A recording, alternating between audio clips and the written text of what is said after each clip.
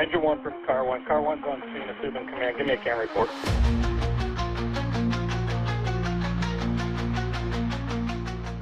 What's going on, everybody? This is Mike Goldstein. Stickers of the C.A.N report. Nozzle Tov, everybody. I have a special guest for us today, coming from California. It's a beautiful day. It's a beautiful evening. And we have Marty Cornilsen. Am I saying that right? Cornilsen is good. Cornilsen. So we've got Marty with us. I've been talking with Marty now for, a couple of weeks now. I think going on a month. Yeah. And we have a lot to talk about. And I wanted to get you on here to talk about who you are, what you're doing for the fire service, and the work that you do. So, Marty, thank you so much for being on the C.A.N report, my friend. I'm glad to be here. Yeah, happy to have you. And quick housekeeping tips. Just want to make sure everyone's clicking like, subscribe. It helps me to keep this going. Lets me know you guys are watching or listening. And I really do appreciate it. So Marty, he comes to us from California. Marty has 30 years, man, 30 years, both combination and paid experience. He's married to his beautiful wife, Angela, for the past 8 years, and he has 5 kids and a 7-year-old granddaughter.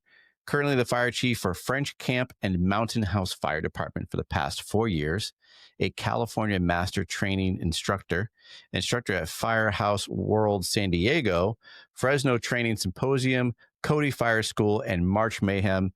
And he has been a firefighter academy instructor at 2 of their local colleges since 2004, Army vet and Christian. My man, I love it, dude. Thank you so much for being on the program. Oh, thanks for letting me be here. I appreciate it. Yeah, my pleasure. Now, you've been having a very busy season out in California dealing with all the wildfires. Yeah, currently we're scheduled to do this, and I was going to sit home in my my nice, comfy office, but I'm here in Indian Wells, outside of Palm Springs. It's 117 degrees outside on a strike team. Wow. So, for some people who don't know what strike teams are, what is it? So a strike team it's a combination of, it could be 5 like engines. You could have a task force. So in California during our fire seasons, we get deployed out of county. It could be your county, but mostly out of county. And so I'm a strike team leader. And so I have 5 engines. Right now I have 5 type 3s. And we're out here at the Rose Fire and just doing our thing. Just spent our 24 hours yesterday out there putting in some hose lines and trying to wrap and flank the fire so we can put this to bed and go to the next one. Wow, that's nuts. Now, what is the Type 3? Type 3 could be a 2-wheel, 4-wheel drive, a little bit bigger than your 4-wheel drive. Most of the gallon is about 300 gallons. It's mostly wildland set up. It's not a Type 1 or a Type 2 structural. It's mainly to go off-road and to chase fires on mobile attacks or put in line. Great. So how did you get into all of this? It seems obviously like this season takes up most of your time, but did you start as, were you always wildland? Did you also do interior? Like, how did you start your career? I started my career, I was at Fort Lewis, and I was in the military, and I came home on leave just before I was getting ready to get out, and my buddy was at a fire academy.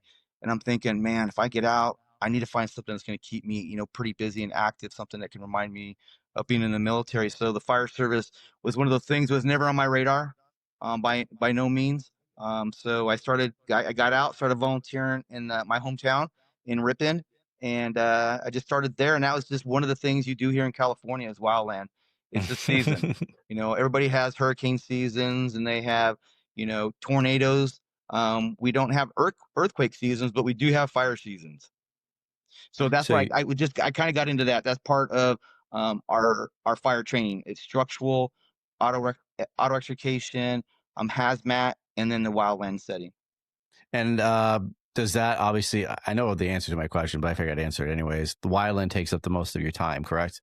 It can. It depends. I mean, our seasons are getting a lot longer. I mean, we started our season this year in the Palisades on January 5th and 7th. So I've never started a season that early. So this is, my second deployment this year already. And it'll run through, we've been down in San Diego at Thanksgiving and Ventura County in December at Christmas. So it depends on how California is managing our urban interface So for the now, most part. when you say how they're managing your urban interface, so like what do you mean by that? I mean, we have a lot. We have a lot of the WUI, the interface between our communities pushing into those areas in which we've never had population before. So, managing that so closely together, and the accidental fire starts, either it be from a power company or just a human being, and having homes that close to these areas, it has become more emergent.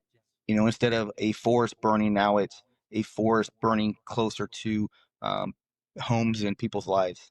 Yeah. So you obviously were part of the LA wildland fires as well, correct? Did you work those with you guys? Yeah, I took a strike team, another Type 3. It started about 10 o'clock in the morning, and we got there about 3 o'clock in the morning the next day. So we drove down Sunset Boulevard with the Palisades on fire as we drove through to get to the CP, the command post. Wow. And then how long did you work the Palisades? My team was there for about 12 days. Okay. And then did you get any rest after that, or are you just on to the next mission? Like 12 days and you were back to work doing your thing? Or how does that usually work? When you guys are deployed for that amount of time, do you guys get to like have a week off, or are you just right back to your shift work? Well, I was working on the fire and doing my fire chief duties on my days off. But for the most part, it depends on your organization. Our organization, if you come home and you're supposed to work the next day. We give you a 24 hours off. Okay. And so it depends on the agency, and a lot of times too, guys will pull trades, and they'll help each other out, especially when you have family, young kiddos and stuff like that. That we tend to try to help each other out to the point to where we don't set standards, but we put the human factor into it. Wow. And it seems like you guys, what I love about it is that it doesn't matter. Just like I guess with anything in the fire service, right? We're in there to help people, and you guys just do that without even blinking an eye. You don't care what the event is. You're just there to solve and help mitigate those hazards. And whether it's working a structure fire or working a 12-day wildland fire, you guys are in it to win it and making sure that the mission's completed. Yeah, I mean, it definitely is a rush. Don't get me wrong. When I got guys they're on social media, they're on all the apps, and they're like, "Hey, there's a fire just started. It just hit this many acres." So they're prepping, they're getting ready. It's a rush, and it's also, I mean, financially, you can benefit from it as well. So Yeah. you're pushing both borders of us being firefighters, and then us trying to take care of our families, and using that financial portion of it. But for the most part, it's kind of like missing out. I mean, if you don't want to have that one career where you don't have that one fire that you could look back on and have discussions with. I mean, that's not the main purpose, but I mean, it happens. Oh yeah, absolutely. We always talk about that, right? You're gonna have that one fire that makes or breaks your career, or that's the historical event that if you decide not to go, man, you're gonna be kicking yourself for the rest of your career, and everyone else gets to talk about those stories. Yeah, man, remember those LA fires? Remember the Palisades? Remember we did this and did that? And you're like, man, I missed on that one. I was sick that day. It just we don't want anybody's. We're not happy when things burn down, but at the same time, we do, like you said, we do hate missing those big events, because those are historic events that you're happy to be a part of, that you can help save lives, save property, and be there for the worst of times and the best of times. No, absolutely. I mean, it's a cliche to say, why do you want to be a firefighter? It's to help people. I mean, that's a given. I think I'm looking for something more deeper, and when I do my interviews as a fire chief to new candidates, is I expect to hear that. And then it's my job to make sure that I dig deeper, because some of these younger candidates just don't have the experience in being able to express themselves. So it's my job to get it out of them. But also, it's more about just serving the public. It's more than just that anymore. I'll touch on that real quick. With interviews and with candidates, I mean, for my neck of the woods, it's the market is getting pretty low. We always say it's a buyer's market, that people coming into the fire service, they can really write their own ticket. It never used to be like that back in the day. For your side of the country in California, are you seeing a decline in people applying? Are the numbers staying the same? I think it definitely has declined for the most part. I mean, and I teach at 2 junior colleges. I do it because I love teaching. I love being out there. And I'm also recruiting. I mean, Hmm. I'm not gonna lie. I mean, it's twofold. I tell both directors I'm here to instruct, but I'm also here seeking on a mission to find, that next firefighter. My organization is small, and so I always joke that we're a farm team too. We're where we're located. We have the south side of Stockton Fire, so we have a pretty significant organization to the north of us, and I'm like a AAA ball team to them Yeah. and into the other departments in our area. So it's important to get the right people. But it's tough to answer that. Your first question is it's not like it was in the early '90s when I got out of the Army, and my first test was with Stockton Fire. Hmm. 2 jobs, 3,000 people looking for 3,000 people trying to get a job with there's only two openings. Um, Wow. so that has changed. I mean, we have people that don't even show up for a chief's Yeah. interview. So it's getting tough out there. But um, the ones that are applying, honestly, um, they're they're one of two ways. They know what they're getting themselves into and they want the job, and the other ones is they're looking for the money, they're looking for the schedule, and honestly it's not something that they're going to look for a career retirement. it's Mm. it's in the it's in the it's in the moment for the most part, but there are some really good candidates out there, and it's a um hiring nightmare to try to find those because everybody else is looking for the same ones. Right. Yeah, because you want the cream of the crop. You want the best of the best. And those are the people you're going to really want to fight for and try to get on your team. And now, how big is your department? So we are now 3 stations. We just opened up our second station in Mountain House. We're about 31 members. Not Okay. and we're currently trying to hire 9 people, and I Wow. just got done reading some emails, and so we're still looking for. We got 2 more spots that we just can't fill Wow. because our hiring process too is you got to hire the right people. Yeah. So when they go through background checks in the medicals, that's where we start losing them. So we have to we're investing for a long-term investment.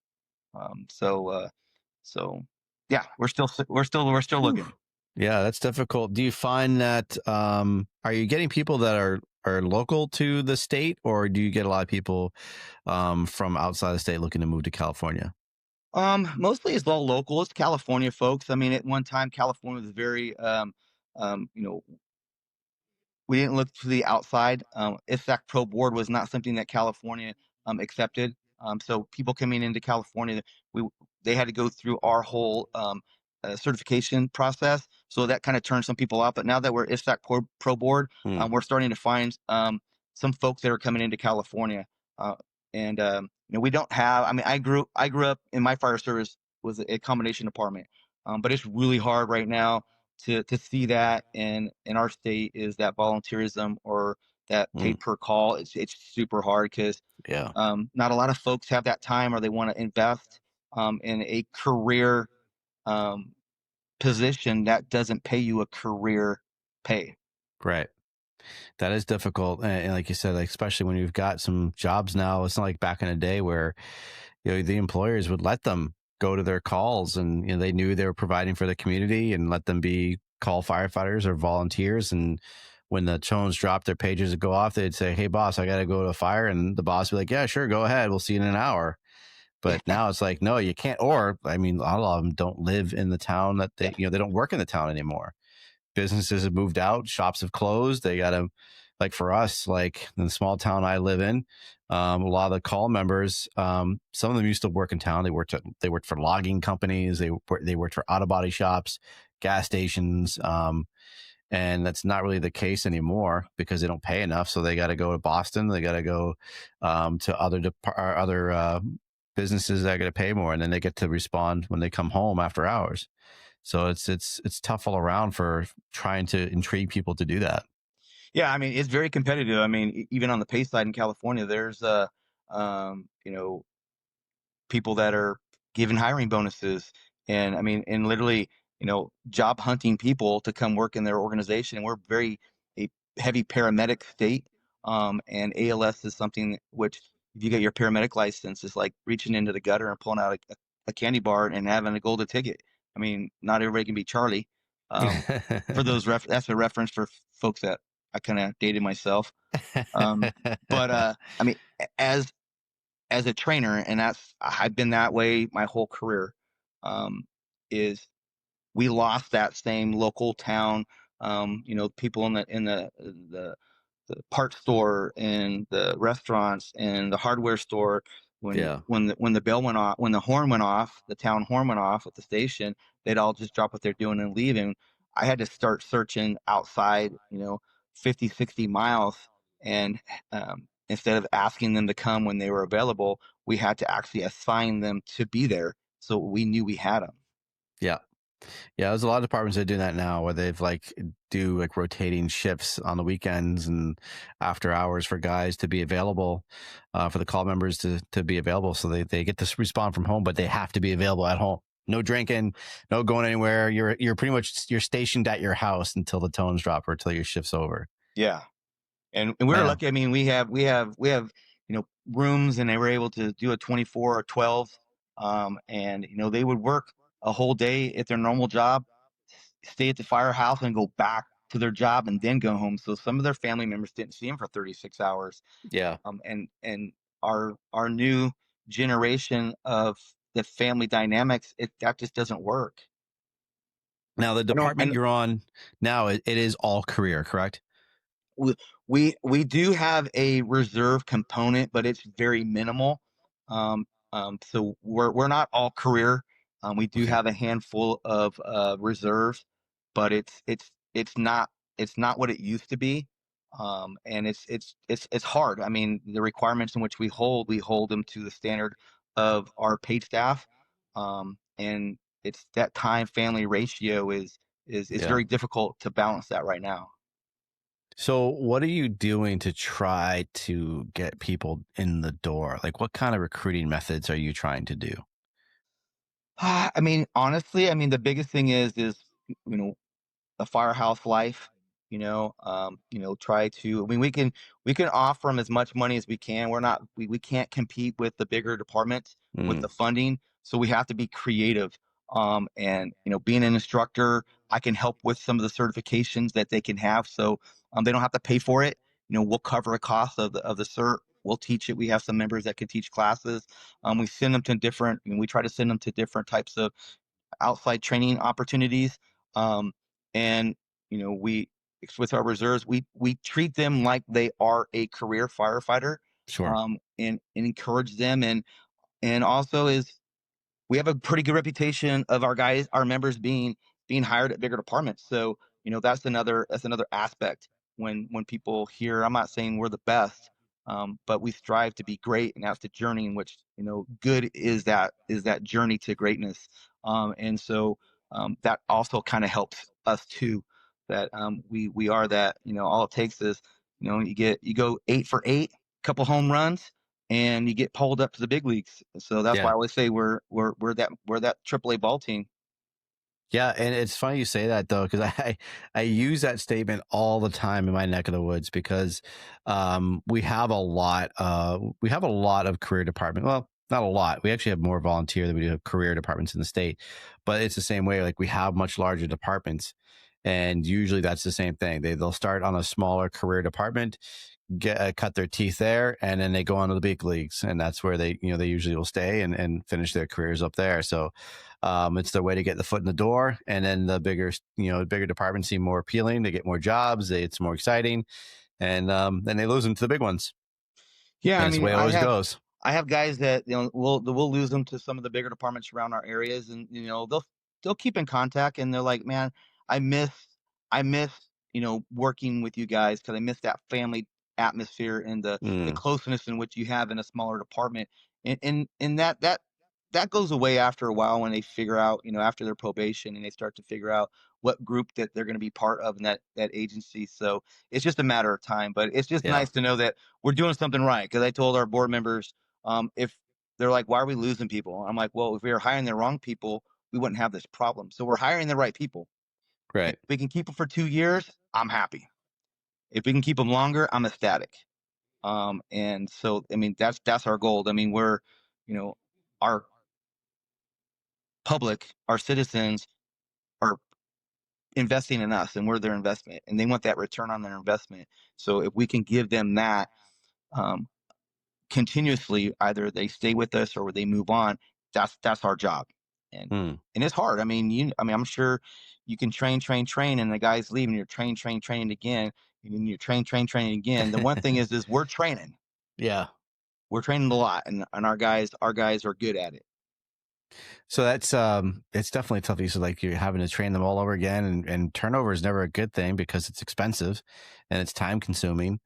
But it sounds like you're always hiring the good people. It's just the good people want to go on to the bigger departments, and it's not because it's a crap department. I think that's really, something to be proud of, is that, yeah, you're losing guys. And I love that your town officials are asking those questions. And that's super important, honestly, is that the town itself needs to be involved, right? Like when people are leaving departments, the town officials, they should be asking those questions. They should be looking at those numbers and go to the fire chief and say, hey, why did you just lose 3 guys in one day? Like, what's going on? Is it because we're not paying enough? Is it because of the benefits? Is it because of morale? Like, we need to know these answers because turnover rate is not cheap. We're losing a lot of money. Onboarding employees is expensive. The testing process is expensive. Getting their physicals and background checks and all those things that come with it, just to onboard them, that's a lot of money. And then just to lose them a year later after all those processes, that sucks. And those town people should be like, hey, again, it's not your department that's leaving a lot, but I'm saying in general, like, it's either, are we doing things right and they're just leaving because it's the the financial environment, or are they leaving because the culture inside the firehouse sucks? Well, I mean, it could be a lot of those things. I mean, I hear, like right now, leadership is a big trend word in the fire service, Mm, and I want to be a good leader. You know, I was asked when I was in the army, when I was going through different boards, they asked, are you a leader or are you a follower? And I was like, you have to be a good follower to know what it's like to become a good leader. Um, but I had when the command sergeant major asked me that question, I said, I was born to be a leader, and he liked it, but he wanted to know more about it and yeah, why I thought that way. And I'm like, just asking questions and getting an answer is not enough. There's got to be a story behind it. And when you get a story behind it, that's when you start really, really realizing who you're really getting. So that's why I like asking stories and asking those different types of questions to see what type of person you're getting. Like I'll ask our new candidates, in their own words, with their experience or their observation, is how would you mow a lawn?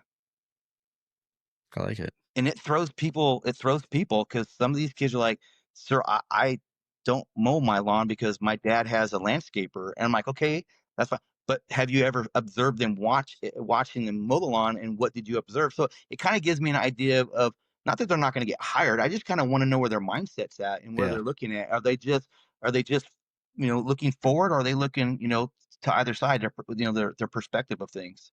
That's great. I love that you changed it up and not just the standard, of why do you want the typical why do you want to be a firefighter, or why do you want to join the department, or the questions I love getting is the ones I said I was from one of my interviews I had back in the day was that standard question of taxpayer approaches you in the grocery store. You all are buying food for dinner and they're pissed off because the truck's outside and you're inside on the clock using the apparatus. Now they want to demand an answer because you guys are using taxpayer money. And that's that typical answer. Like some of those questions are never going to be right. Those answers are never going to be right. Right. They just want to see you flop around. They want to see you flounder. They're going to start, seeing how well you hold on to your first line of answers, or are you going to change it around when they start questioning you? And those are great and fine and dandy. But I like what you're going with, is that you want to know the person. Yeah. Because if you grill them enough, especially a young person, and you ask them those open-ended questions of what are you going to do with an irate customer, and they can change those answers as they're asking those questions. You're just going to make them sweat under the heat lamp. But getting those questions of like, how do you mow the lawn, or just even like work ethic wise, those are the good ones to really want to get to know your person that you want to hire. Are you going to be a good worker, or are you just give me all the answers I already want? Those are the ones you always have to be, for me, it would be kind of on the fence about. If they looked up all the answers in that answer book and gave me all the textbook answers, well, great, you can give me textbook answers, but I don't really know you as a person. Can I trust you? Those are the questions I want to ask. They are, and it's hard. I mean, I teach, like I said, I teach at our local colleges, and there's a lot of times our Firefighter 1 Academy started teaching cancer and wellness as part of the firefighter curriculum Nice. in the academy. So our state has guidelines, and then we as an instructor can create our class. And so I did that, and that's what I teach. I'm at one of the colleges, and so I'm there for 8 hours, and it's hard to talk about, I could talk a lot about those two subjects, but to get brand new firefighters from 18 just left high school Yeah. to 35-year-olds who said, the job that I had is not the career that I want. I want a career, and the career is the fire service. And so I have those two different perspectives. And so to get to know these folks, I have to be creative, Yeah. And I think, we can find good people. They may not have the skills, but if they have the will, we'll give them the skills, and We they're could good teach them. people. I can't teach a highly skilled a-hole how to be a good person. It's too late. I don't have the time for that. Man, Chief, you're absolutely right. 100%. You want a good quality person. We can give them the skills. That's, like you said, that's the easy part. I can teach you to throw a ladder. I can teach you to cut a car. I can teach you about fire behavior. But sometimes if you're just not a good person, or if you don't have good, strong work ethic, that's something I really can't teach you. I can tell you about it, but you gotta do it for yourself. You gotta want to do it. Yes. And that's not like open up a textbook and, all right, this is how you have a good attitude at work, and this is how you have good, strong work ethic. Like that's something people are supposed to work hard at and want to do, not telling them you have to do it. So that you're absolutely 100% right. Do you feel, because you're on the West Coast, and I don't get to talk to so many people from the West Coast, do you feel like your culture is good on that side of the country? I don't see a lot of California. So, but from what I see on TV, everybody looks like solid, a bunch of people.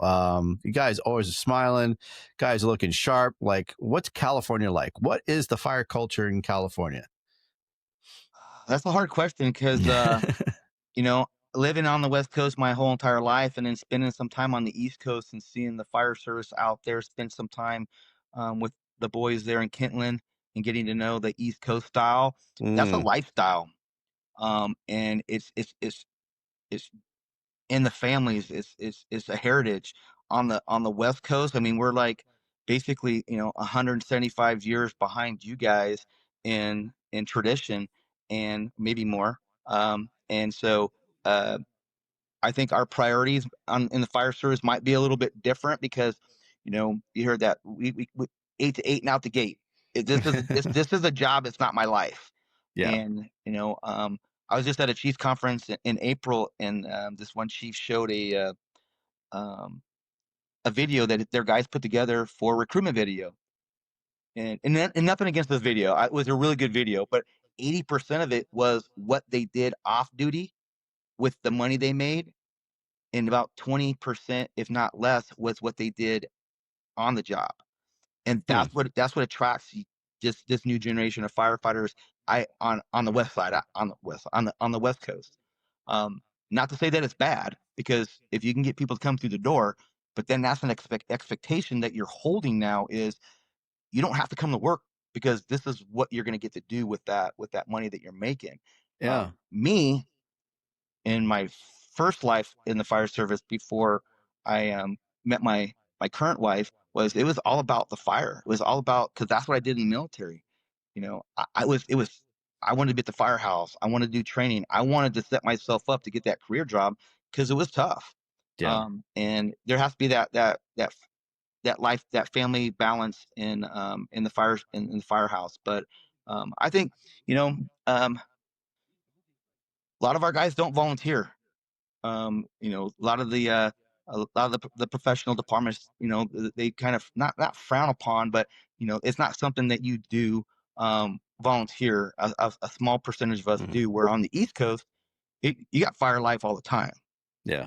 As Ray McCormick said, keep fire in your life, and that's true on the east side of the country. On the west side, it's not so much like that. So some people, when they hang up their turnouts, they hang it up and they go and they put that behind them. So I try to do my due diligence. I make sure family. Our 5S in our department is faith, family, the fire service, fitness, and focus. The first three have to be in that order, or you're gonna have some problems. Yeah. And so those are some of the things that when we try to instill and uphold, it's not easy all the time. Oh, wow. Dude, that's awesome, man. I love that, Chief. That's strong words. And you're absolutely right to keep those first three right on the forefront. It's so important. And I've talked about it before where I lost focus for a while. I got so involved and so deep into the fire service that family came a big second to the fire service. I'd drop my kids off to random people. I knew them, but like just random people I knew, and like, hey, there's a fire going on. I got someone watch these kids. I'm going to go fight a fire for a little bit. That was the priority for me as a volunteer, as a call guy, even career. I was like, I'm going to drop my kids off at the doorstep, and I'm going to go fight a fire or miss birthdays because I want to do that instead. And it wasn't until I got older that I realized I needed to put things in perspective, that I was missing good quality time with family that you don't get back. Until I realized it was super important that I need to concentrate more on the family life and be here and be a part of their life, not just the fire life. So I do love that you're driving that home with your recruits and with your guys and at the station. Say, hey, take care of your own first. And you're absolutely right too. Like the cultures are so different between West and East. It's so funny to see. And you're right though too, is that there's so many guys on the east side of things from Maine to Pennsylvania. They're all on these volunteer departments. They do careers and they also volunteer for communities. And sometimes, like, I know from my neck of the woods, we have guys that are on that they live like an hour away from their department, and they're on that other department that they live in, and they're like chiefs and they're officers or whatever they're doing running that community, and they're at their full-time job as well as a firefighter. It's crazy to see, but they still do it and they love it. So there's a huge culture shift. I think you're like you said, like, I think the East Coast like lives and breathes it a lot. And it's cool to see how different worlds are. It is. I mean, on the 10th anniversary of 9/11, my deputy chief at the time, he was not my deputy chief, flew out to visit Kentland because he is hitting them up on social media, and Tony and Nick and Roger out there. So we stopped in just to say hello. Hi, we're on our way up to New York. We're gonna drive up there, kind of do the whole like go through different departments through Maryland to Delaware, all the way up to Christiana, all the way up to New York. And I walked into that station. I'm like, this is like nothing I've ever seen in my entire life. It was the craziest thing. You have like 20 some odd people living in closets with bunk beds and creating their own like their own Section 8, housing and everything. And they're from all over the country. Yeah. There's this one kid, his name was Alaska. I'm like, why do you guys call him Alaska? And he goes, well, because he's from Alaska. He came here to visit and never went home. Wow. So that's something you just don't see. We have people in California where they live in Idaho and they work in California. Or vice versa. I mean, people in LA, they live in Hawaii and they'll cover shifts and they'll do those things. So it's hard to have that volunteerism, unlike the East Coast where you go home and you still have fire. Yeah. We hang it up and we go home, catch a plane sometimes, or we're driving 3 hours. That 4896 schedule, when that came about, that really spread out our fire service on the West Coast. Gotcha. Not that it's a bad thing. Don't get me wrong, because I was opposed to it until I started working it. I'm like, all right, I can dig this. Right. When I went to Long Island for the Lieutenant Joey D conference in Long Island, New York, and we got to meet up with some amazing people. Their firehouses in Long Island, their volunteer houses are insane. I don't know if you Yes. ever got to see them. I have. Holy shit, they Yeah. are crazy. They've got pool tables, they've got bar. They have they have like an auditorium inside the firehouse. They're huge. There. And they live there. They live and breathe it. They purposely live down the street so they could just, especially the younger kids, they're just there just to hang out. They got movie theaters in there. They smoke cigars. It's such an amazing environment, but they live it and they love it. But if you look back at it, they didn't call it firehouses back in the days. They called them fire halls. Yes. And that's where the community would come to. And so, that was a social opportunity for the community to come together, because when they needed them at somebody's worst, they were always there. Yep. And it's not that we don't have that, it's just not abundant. Yep. I love it. Yeah, that's just crazy. I just love seeing the mixture of cultures. It's so fun to see and talk about. So you are pretty active in everything. You got your hands in a lot of stuff. One of the things you're doing a lot of is you do a lot of conferences and trainings. And you and I met from mutual friends, Jay Fulmer and Gino, and they help run the Ambassadors of the Craft. And you're a big part of that. Can you tell me a bit about that and your involvement? I used to train a lot. I used to go out on the circuit and go to conferences, do whatever I could. I mean, I was that guy that when I would see Chief Salka or Chief Lasky or Chief Ike at the Firehouse World in San Diego, I would anything I could do to be part of anything, I was there. Slept on floors in hotel rooms because we couldn't afford a hotel. I was that guy. And I got to start to help out with different training companies and got to do a lot of things. Well, that my season, that was my season, and that season got cut short because of some life changes. And so I'm getting back into it. And Jason Fulmer, he's the original ambassador of the craft. And then Gino, and then they have the conference March Mayhem up in Boise, Idaho, and or in that area. And so I'm starting to get back into it. But my roles are different now. I mean, I'm in my 50s. So, my physical part of it's not quite there, but the mental part of it and the ability for me to be able to help and engage into the fire service, I have a different role now. And so that's the role that I'm in, trying to embrace, because my body tells me after a first day of a hot class, it doesn't recover like it used to. So I'm just kind of helping them with the conference and doing some things behind the scenes, trying to find some good instructors and the balancing of those types of things. So, but my wife, she encourages it because it is a mental health for me is to have that, because I missed it, and I think she saw that I missed it, and so she didn't want me to set it aside because I've known her for the past 10 years, and it wasn't something that she came into this because I was already in it. So, Yeah. yeah, I mean, that's my involvement, and I'm super happy that, they're allowing me to do this. I'm grateful to be on your podcast. I know we met mutually through those guys, and I said, I gotta reach out to this guy because his podcast is doing something really good for the fire service, and your platform is one of the podcasts that when I teach my classes, I tell them, if you're driving 35 minutes to school, you need to get yourself engaged before you get here so you can have that mindset. And so now you made that list. Oh, wow. Well, that is an honor, Chief. And I really do appreciate that. Those are incredibly kind words, because there's amazing platforms out there. And I'm just blessed to be able to have a small chunk of it. And it really is a small chunk. There's just so many incredible people out there spreading such great knowledge. And but you're the ones that are doing it as well. I'm literally just a vessel to get you out there to help you guys spread the gospel. And I love promoting people that have good quality conferences and good trainings. And the biggest push for me is to have people like you on here, so people in New Hampshire or New England can know that there's these great conferences and trainings going on, that, there's people out there that are doing really good things in the world of the fire service, and that they need to know who they are. And if anybody's right now is listening, and I hope you are, or watching, the Ambassadors of the Craft is one of those conferences. Again, there's many. And as the chief said, you got Chief Ike, who has an amazing conference, County Fire Tactics, where I was able to go to, I think, 3 of them so far. They're so fantastic, and the networking and the people you get to meet and the skills you acquire.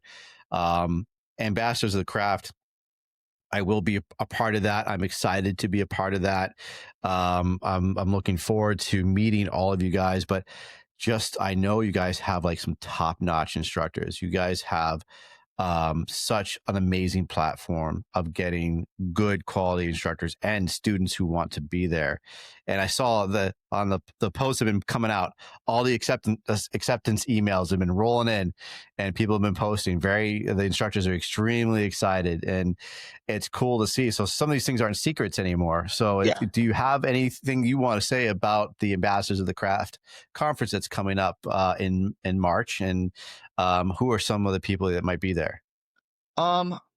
Mayhem, March Mayhem, is going to be epic this year. This is the 4th or 5th year. I'm not exactly sure that, like, I'm still new to this, but honestly, some of the instructors, I'm not sure how much has been out there. I've been kind of gone for a while, so I'm not sure social media wise what they've announced. But all I know is we're gonna have an amazing 5 days, 2 days of lecture, 3 days of hot classes.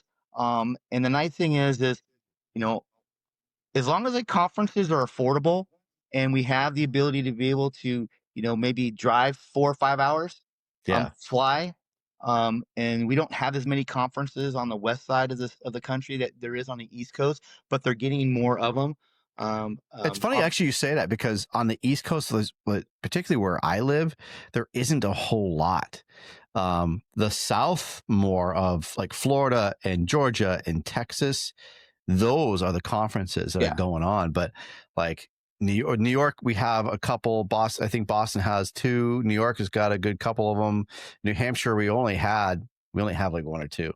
But it'll be there because a platform like yours and having the local bullhorn in your region, it's going to happen, because all these instructors were a student at one time. Yeah. And I never had the name on the back of my jacket as an instructor. So I had to be that instructor that delivered good information. Absolutely. And with around good people, and not be an a-hole, and really be humble. I mean, that's the one word that I tell all the students I have. If you could be anything in the fire service, just be humble, because all the other stuff's going to come through. Yes, sir. And that's so awesome. I literally just had this conversation. I was having a conversation with Justin Champions, who runs oh my God, I'm having a brain fart now. From the Ashes LLC, and he's out of New Mexico. We're just talking about training, and we're just talking about instructors. And it's amazing that you bring this up too. It just shows the quality of person you are, and the message is the same from people who really do care about the craft, from people who really do care about training and instructing. That you have to treat your students with respect. And as an instructor, it's a fine craft. It's not everyone can do it. Everybody wants to teach, especially when after 2 or 3 years, everybody gets that itch. Like, I know how to do it all. I can be an instructor. I've seen it and done it after 2 years, but it's not that easy. Tearing down our craft and building it back up so people can understand what we're talking about, but also treating people with respect and letting them get that organically and not forcing it upon them. That's a tough thing as an instructor, to get that message out. Yeah, I mean, I flew out to the High Plains Conference in Casper, Wyoming, just to recruit people. Wow. And to go see their classes. Isaac Frazier, Auto X, amazing Auto X class. A lot of experience from the time he was in Florida to him going back to Wichita. Those are the kind of instructors that you see. And then sometimes when you go see the main instructors, you see other instructors that are learning, that are coming up, that if you can give them an opportunity to have a platform, not to take away from who they are and who they're with, is we need that. I mean, we need to promote the fire service in a manner in which we want to carry forth, because if we don't, somebody else is going to do it, and it's not going to be the direction we want it to be. I love it. That is so cool. So now you're like, again, going back to that conference, the Ambassadors of Craft, and you say you have like a small part. You seem to be doing pretty well with what you're doing in your role. You seem like a really good hype man. You seem like a really good PR guy. Is that what you kind of doing there? Yeah, I'm the manager. I'm the Okay. guy. I'm not the talent by any means at all. But I like to create relationships. I like to see. We've been talking about some different opportunities for our conference, and I've reached out, and I'm not afraid. I went to school with this one kid, and he wasn't the most good looking. He wasn't a jock. He wasn't anything. And I'm like, why are you asking all these girls to the prom? They're all telling you no. And he said this one thing and it resonates. He goes, all I need is one yes. That's all I need. So I've taken that and I'm like, all I could do is ask. And they could say, hey, sorry, I don't have the time. I got something else going on, but maybe Sure. next year. And so I just fish with barbless hooks sometimes. I love it. That's great, Yeah. Chief. Now, it's a 5-day class, Yeah. and you have, again, we don't have the whole list out yet, but if people surf social media good enough, you're going to see all the posts about people who got accepted. And so for people who are listening, if you're curious about Ambassadors of the Craft, make sure you are checking it out. I actually have it up on my screen. I'm going to present that to the screen right now so people can see what we're talking about. If you go to March Mayhem on any social media platform, you're going to see it. And it's going to be a very it's all the conferences out there. They're we're all bidding for the same instructors. And what we're trying to do too is not get a lot of the same um, classes in our region, because then we don't want to limit the amount of knowledge in which we're putting out there. So we're trying to do things in conjunction with other conferences, so we're not seeing the same thing. So we're getting more dynamic and broader in the conference realm of things. So we're trying to do some different things. I mean, there's a lot of things in the fire service now that weren't there, a decade ago. So between, Yeah. electric vehicles is a big thing in California. And even in areas, I mean, I was coming back from the Cody Fire School up in Cody, Wyoming. We drive through Yellowstone Park to get home, and I'm seeing, 20, 30 electric vehicles driving through the park, and there's only one place you could plug it into. And the park is so big, if something goes wrong with that vehicle, how are we going to mitigate it? What Yeah. tools do you have? And so those are some of the things that when I'm thinking, you know, I'm always, I was always thinking, and I go to New Orleans, I'm like, I walk through the alleys and see what kind of forcible entry issues they'd have. I was just that guy, looking Yeah. around at with the type of construction, the fire prevention sprinklers, and people are like, what are you doing? I'm like, you just never know. It's honestly, it's just good firefighters are always looking around, always keeping their heads on the swivel, Yeah. right? You just can't help it. And I'm always, I caught myself doing it the other day. I was just driving into work and just looking at the houses and thinking how I'm going to set up my aerial truck, and how I'm going to place it and where I want to put my stick, and if this was rocking on this side or where I want to put it for rescues. And you just get those mindsets of always being prepared, and there's nothing wrong with that. And knowing where your exits are at the, and knowing how you're going to get out in case there's an emergency. And you just fine tune yourself. It's like the military. You train yourself for years for these, some of the worst possible moments. Your mind is just ready to go and ready to snap, and snap in a good way of snapping Right. into action. So I think it's great that you guys are doing this program, that you're there. They have you being such a major force, though. It's awesome to talk with you. Like, we talk constantly, which I love. I love that we've made new friends. I hope I'm not bugging you, because I'm like, there's a 3-hour difference, and I'm like, oh shoot. Well, maybe No, he'll see it. sir. Maybe he'll see it tomorrow, and then all of a sudden my phone dings. I'm like, he's up. Yeah, because I worked yesterday, so I was on shift, and we just happened to get some late calls. I saw your text messages. I'm like, great, at least somebody's up right now, so I can text somebody back. But I love talking to you, and and without these kind of platforms, without these social events, it's a whole new world, Chief. Right? You couldn't do these things 30 years ago. You had to fly and meet these people in person, which is still good. But it's great that we can, instead of pen pals, we're internet pals, and we're iPals. Right. And it's like, just before I came on with you, I was I'm a vigilant, so I was listening to Ike live, Mm-hmm. and the only time I ever saw him was in San Diego because I couldn't afford to fly back east. So, what Corley's doing, what you're doing, what Preston's doing, what all the different platforms are out there doing, it has broadened that small percentage of firefighters in this country. We're Yeah. get and we're hooking new, younger, and even some older guys into the fire service because it was hard to find some people like you. Because if I liked the fire and then people in my firehouse didn't, I couldn't be happy about being a firefighter because Right. misery loves company. You just sit there lonely in the engine, just waiting for somebody cool to come along and talk about fires. Yeah, and You sometimes know? it was your patient because I worked for an ALS. We had ambulance in my department I worked for before, and sometimes they were the person I talked to because they were more excited about me being a firefighter than the people I work with Oh sometimes. yeah, that's a cool thing to talk. I love that. I love when I get to meet people that are way more excited about the fire service and not even a firefighter. They Right. just love what we do. They're just so excited for our field because of what we provide to them. I think that's something that's so amazing. I think for a lot of people that do this job, I think that's why it keeps us going. And that passion is that you see the immense pride and respect that the citizens have for the fire service. We're all very humble about it, right? When you go somewhere and people say thank you for your service, or God bless you, and I hope they keep you safe, and they're like they want you generally to be safe, and they hold you onto this pedestal at times, and it's really sometimes can be uncomfortable because you're like, okay, I get it, you're welcome, but it's to them it's something that's so important because it's either something they can't do or they know that you're the person that's going to be coming to rescue them. And so hopefully you remember that person and you go, yeah, I remember that guy. He was just incredibly nice to me. He brought cookies out to me. He showed me where he lived. He showed me that room.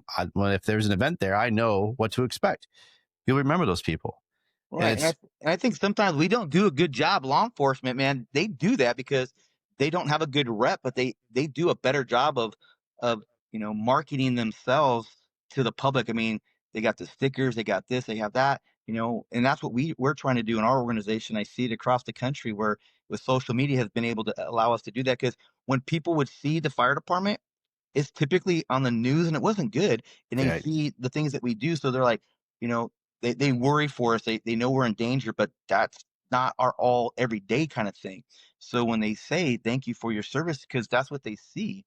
Yeah. So when we're out there in the public, like before I was national night out, having fun with the family, wife drove up, brought the dogs, we're doing this, and then all of a sudden, hey, we're going on a strike team. We've got to get up and go.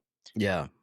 But the public that the public wants to see us, so we have to get out there and do our part and let them see because when you ask them for assistance, when you're asking them for that new fire engine Yes, or sir. more pay or better benefits, or we were talking about earlier, how can we keep our firefighters here? Sometimes it can't be the salary. It's going to have to be the other ancillary things like education incentives and uniform allowances and retirements and all these other things. Those things have compounding backings to them that if we educate our public, they'll support us a little bit better with Absolutely. understanding. Education's huge. Education is very huge, and having that backing of your citizens, of your taxpayers, pays dividends. And honestly, like, why would you want to work for a town that hates your department? Yeah. You're not going to be very comfortable when you go around and they just eyeballing you the whole time because they hate you. They hate what you guys are doing, or you just have a bad rep in general. It goes both ways, and we have to treat our citizens appropriately because we want the new fire trucks, we want the staffing, and if we treat our citizens like shit, well, we're not going to get any of that. And honestly, I think open apparatus bay doors pays dividends as well. Yeah. When they see us with the doors open, man, they love it. I made a post about it a couple months ago. I was enjoying our beautiful summer day in New Hampshire. Me and my partner were just sitting on the apparatus bay, and we're trying to see how many waves we can get. And that was our game. That was our fun day. Was between calls, we'd get back on the bumper time, and we would just wave at cars going by, just to see how many likes and waves and see if anyone would stop by. One guy did. He was actually in the Air Force. He's a recruiter for the Air Force. He was driving around the corner. We waved. he came, pulled in and said, "Do I know you guys?" We said, "No." "Why are you waving?" I said, "Because we want to be nice." It's a beautiful That's day. unusual for people. They're like, wow. Yeah. And that's all we Yeah. were doing. And he was so happy with the fact that we were just sitting out there smiling, enjoying life, enjoying the job, and waving at people, that he felt so compelled to come over, stop, and take a picture with us, because he's like, I don't see that very often. So he was actually very moved by that. Right. And being a recruiter, maybe you taught them something. Mhm. Smile and wave. You get people, they'll come to you and ask you questions. And as a recruiter, that's what we are. We're a walking billboard, no matter where we're at. Yes, We sir. drive one. Smiling Yeah. costs you nothing, right? Zero. Treating people costs you nothing. It's easy. It's way easier to be nice. It's way easier to smile. I've learned that in life, to be honest with you, Chief. Like, it takes a lot more energy to be angry and pissed off. It actually makes you tired. I spent a good chunk of my career being pissed off and angry, and I tell you what, it left me tired. It left me feeling drained, and left me feeling sick. And then once I turned my life around, I don't feel sick. I don't feel drained. So being happy and having a good headspace, it pays dividends. And then you turn that around, and then you're actually happy dealing with your people that you're serving. So it goes for miles and miles of just being good to people and treating people nice, because again, smiling costs you nothing. It's really easy to do. Yeah. It affords not a lot of training. You don't have to train people to smile. And sometimes it's, we are a byproduct of our surroundings. If you live in a happy environment, then you're probably going to have a happy environment in your new environment. Yes, sir. And I think, those are some of the things that we have to look for when we're looking for, new recruits. They may not be the biggest, strongest, fastest, but if they can learn at a pace that is at the firefighter pace, and they have a good attitude, then by all means, we have probation to see if it'll work out. That's Let's right. do it. That's why, that's a good point too, is that some people don't understand the whole probation part of it, right? That some people think it's like a ball busting period, but it's a trial period for all of us. Is that person going to mix with us? And are we going to mix with them? Is this something that they think they can do? Can they wake up at 2:00 in the morning, 3:00 in the morning, 5:00 in the morning on the same shift, and for 5 get-ups after midnight? Or is it going to wear them out, and they're going to say, what, screw this, I can't do this again? Or, I can't figure out how to move it, to run a saw, or, just in general, it ain't for me. That's great about a probationary process. It's no skin off anybody's ass. You made it maybe 2 months and go, you know what, I can't do it. And no harm, no foul. No, yeah. Thank you very much for being honest with yourself, because we just figured something out that is not going to work for you, and to be here miserable, it's not what we want. And I had one candidate said, "But Chief, nobody here is motivating me." And I'm like, I was waiting for somebody to say that. Because in the military, Jill Sargent said, my job's not to motivate you. Your motivation got you through MEPS, got you through here. You're going through basic training. That's the motivation. My job is to encourage and inspire your motivation. You brought that, and I'm going to encourage and inspire it. If it works out, you'll stay here. I'm not going to, I don't wake up my probationary firefighters to come to work. They should want to come to work. That's the motivation. Our job is to encourage and inspire that, and we'll have really good members. Absolutely. Like, you should never have to pat anybody on the back because they showed up to work. And I always say that I strongly believe that is that you showed up to work. That is your job. You're supposed to do that. You're supposed to get up out of bed and brush your teeth, take a shower, do whatever you need to do, show up to work, ready to go. And then whatever the day brings, something above the normal. Yeah. If you guys did a good job with that and succeeded, that deserves a good pat on the back. But because you showed up to work, because that's what you're supposed to do. Right. Honestly, even like, a medical call. I mean, should we get a pat on the back for every medical call? No, because that's our job. Like, that's expected. Like, when the tones drop, we're supposed to get up and go to the truck. We're not expected to sit on our asses and do nothing and then get applauded because we sat up from our recliners and got an ambulance or an engine and went to a medical call. Or a fire alarm activation. That's literally what we're getting paid for. So we shouldn't be applauded and put our, pat on the back for that. But again, something a little bit above and beyond, whether it's treating somebody nice, de-escalated in a situation where it was really tough and you used your brain and didn't get pissed off, but you actually cooled it down with using cool and experience, that honestly, those are kind of things that, okay, you know what? Hey, that guy really thought outside the box and helped make the situation a lot better. It could have been a lot worse, but he actually used some out of box thinking. Those are things that should be commended. No, and I mean, nowadays, you know, going to work and doing your job, doesn't always deserve a pat on the back. But if I have members that I see at work all the time that aren't taking advantage of, our scheduling, I try to do my best to recognize that, because sometimes that is, we get caught up in that. That's just is your job, and you're right, 100%. It is our job. But like for me as a fire chief, I have to show the appreciation to let them know that Absolutely. I do see this. My department's not that big. I'm a hands-on, just like Jason, he's a deputy chief of ours. We have to be hands-on. So I train. You Yeah. know, if I love ladders, I love banging ladders. If I could bang a ladder on a building and throw the windows, and that's my joy. I enjoy doing it because I'm not that big dude, but I can swing a ladder around like nothing other. I love it. Love it. Well, I'm looking forward to, hopefully I get to see you do that. Actually, maybe we can throw some ladders together in March, maybe, or I'll come out and because we were talking before, like the Explorers. I mean, let's start young. Yes. We don't have like how young can you guys start on the East Coast? I was listening to some guys talking like 12 years old. So they have the Explorer program or junior firefighters, and usually you have to be 14 to start that program. Like for the Explorer Academy, it's 14 years old. But usually kids will, for the junior firefighters, explorers in their own little chapters. Sometimes they might come around. They might be a little bit younger than that, depending what they have for the restrictions, and they can start at least getting some education from just watching and being a part of it. And then when they reach the age, they can actually start putting on gear and putting their hands on things. It's an important program. And I definitely see where you're getting at is we need more of it. And I talk about that in nauseum about we need to motivate and encourage our youth to understanding that there's this job out here that is a really good job. And if you do it right, you can have longevity and retire at a young age and enjoy life. But we need to do better as a fire service to promote it and let people know that it's here and that it's a real positive career. Yeah, and with that education, they see firefighters, getting hurt, PTSD. We're scaring the living daylights out of these new candidates, our potential.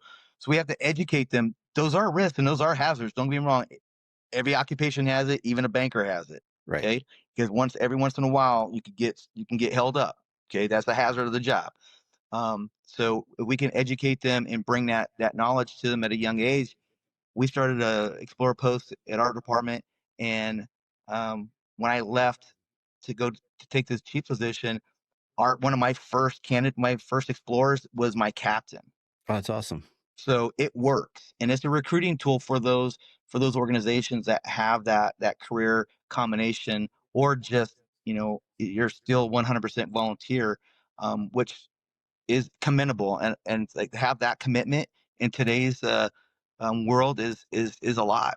I mean, I've seen more departments. I've seen more people now actually start more programs to help get youths into this genre and understand that there's jobs for them. I'll give a shout out to National Fire Rescue.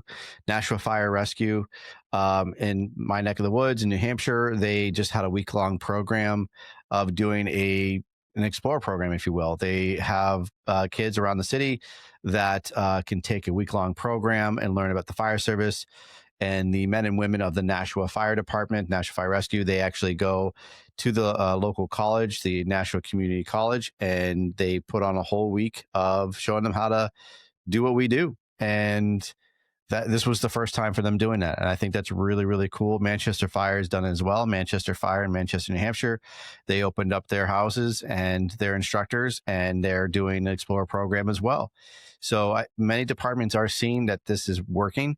The program does pay itself. It really does. It just, it takes some time to put in that work. And then once it starts happening, it's great to see it just keep going and succeeding. And I'm seeing more of these kids now who are rotating through, and they're going on to careers.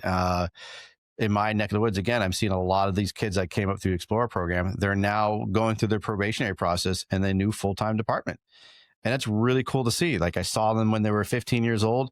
Now they're 18 or 19, and they're going on to careers. It works. You just got to put in that time to start developing them. And then you're going to have just a constantly flow of kids coming out of that program to go into new departments.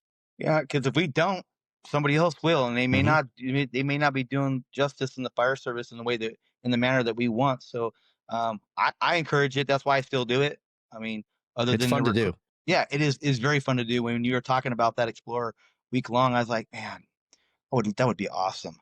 Yeah, Just to go out there. we'll have to get you to come up here for it for next year. It's anybody who's never been a part of it. They usually walk away going, "Holy shit, that was incredible! Well, you guys are doing an amazing thing." It's a lot of work. It's a lot of stress.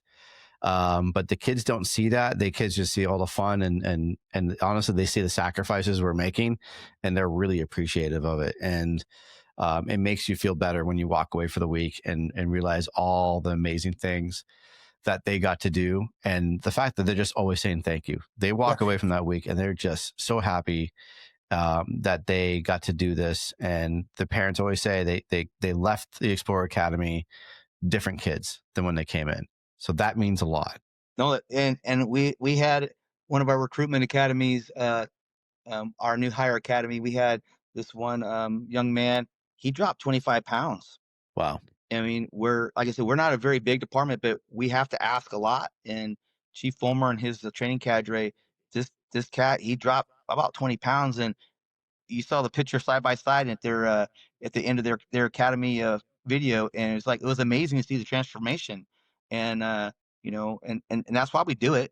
It's a if those kids walk away remembering what you did, and I was watching your live, and that one young candidate that was at your academy was just wanted to kept on talking to you. He just was thanking you and thanking you and thanking you.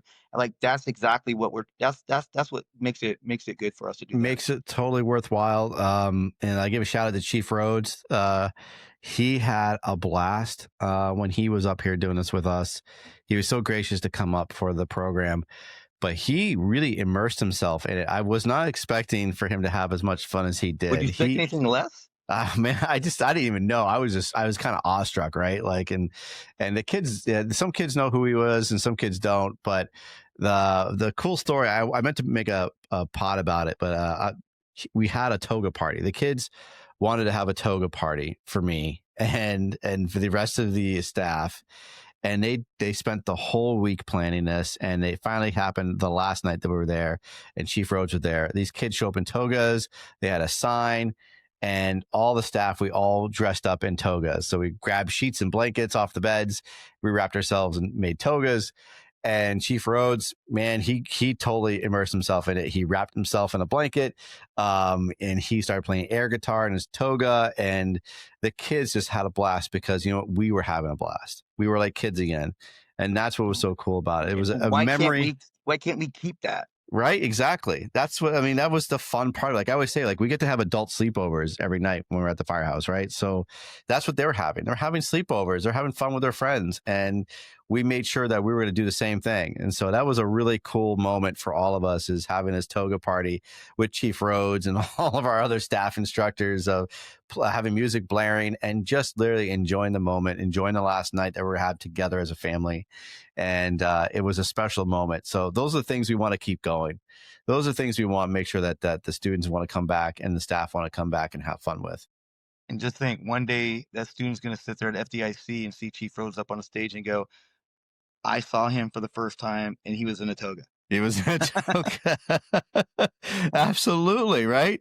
So it's just so Maybe cool to see FDIC that. can learn something. Maybe you'll have a big toga party there. Who In the big room. knows? We could Who have a knows? big toga Yeah. party in the big room for Who the knows? Who big knows? event. Yeah. Oh yeah, that's fun. Oh man, Chief, this is great conversation. But before we leave, I know it was a topic we want to talk about, and we were talking about the wildland fires, and I got sidetracked. You guys utilize the hen nozzles Yes.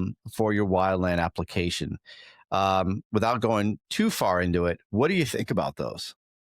I mean, at first, anything that's new, everybody's gonna be skeptical, especially firefighters. They're gonna find the chink in the armor, and they're gonna poke holes in anybody's theory. I think for the wildland side of it, and because we do a large portion of what we do during from April all the way down till October, sometimes in our neck of the woods, is wildland, and that nozzle has changed the way in which how we engage certain aspects of our wildland um, approach and tech and tactics now because of that nozzle. And you can see it. Even people from a distance, they'll come after the fire and go, "What were you guys using? What was that?" So, like I said, I'm a guy that hooks them, and then Chief Fulmer brings them in, and he goes into the whole thing about the nozzle and what it does. And he we just had a live burn grass. We had to do some weed abatement. So we took and our church across the street from our station had some property, and instead of disking it up, we asked them if we could burn it. And so we brought our hen representative from Sacramento in, and we had 7 different agencies there, and we showed them the hen.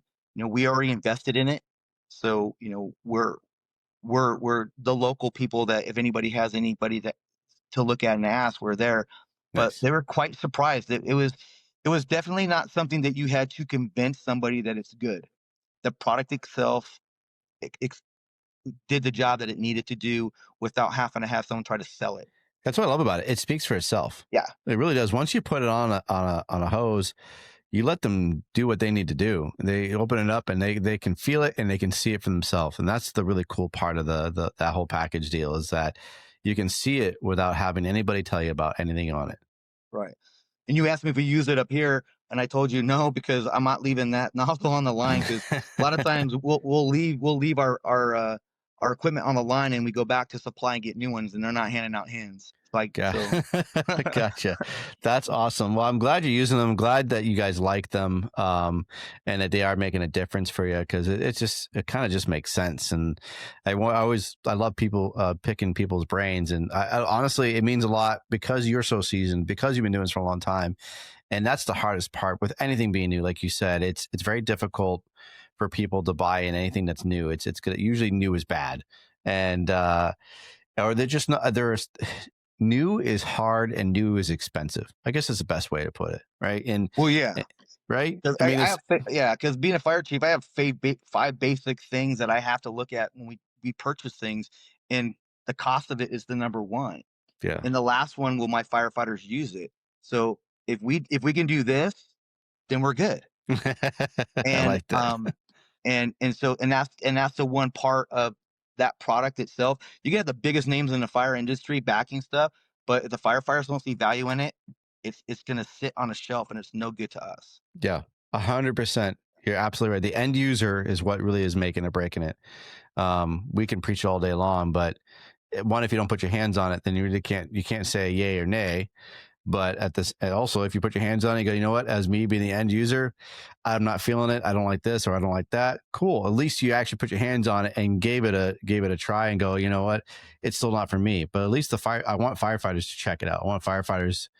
That's what we're here for, and that's what I've actually used it on a call. I mean, like I said, I'm an active member of our organization. I used it, and before you had to, there's so many movements. Yeah.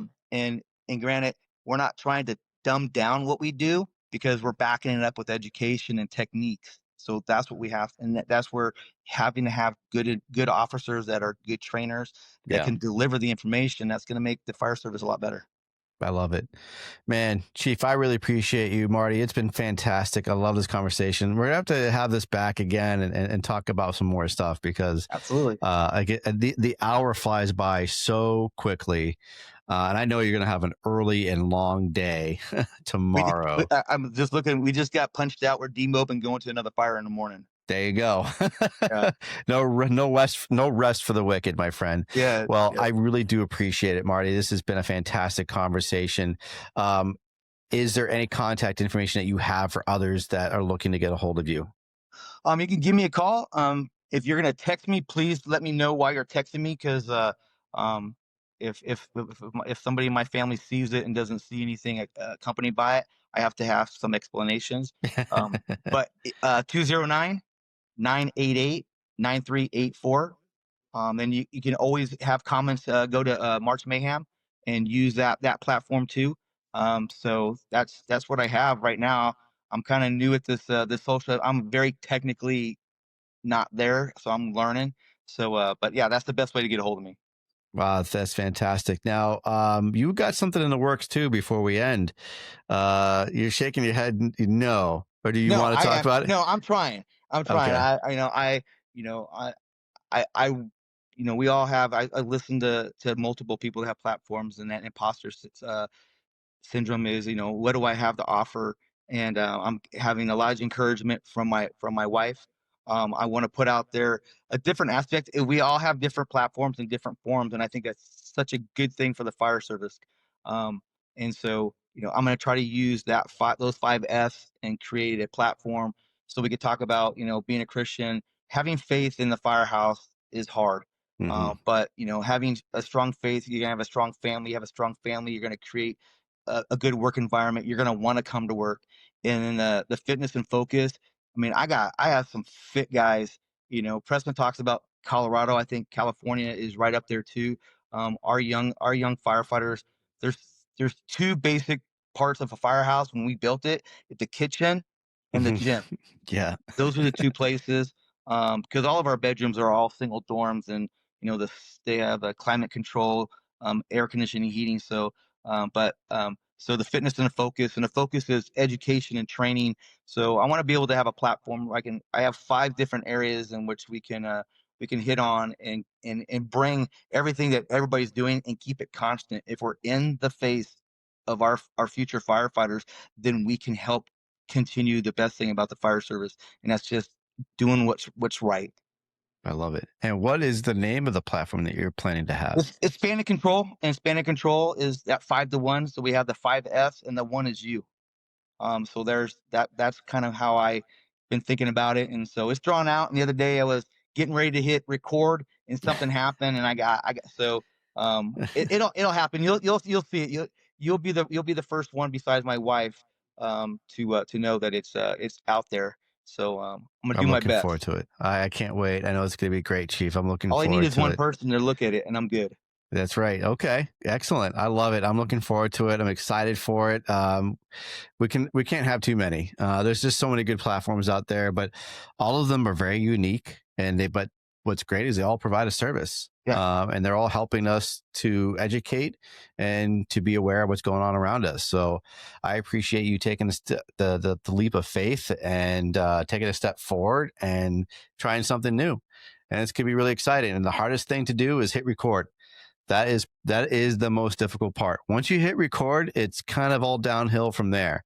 And it is what you make of it. And you can have a real positive platform, or you can have a real negative one. But I know you, Chief, and I know you're going to have a really great platform, and I'm looking forward to it. I'm looking forward to it too. Thank you. You're welcome, sir. All right. Well, it's been a wonderful conversation with Marty from California. Make sure you are checking out Ambassadors of the Craft. It's going to be an amazing event. Make sure you're checking them out on Instagram. If you have any questions, please reach out to Marty. You can reach out to myself. You can reach out to Jay Fulmer. Anybody on the list that you see on the Instagram page who's associated with it, they're there to answer your questions. So make sure you are checking it out and don't miss it out as well. I appreciate you all for tuning in. Make sure you are clicking that link for like and subscribe. You all stay safe. I love you all. Nozzle talk.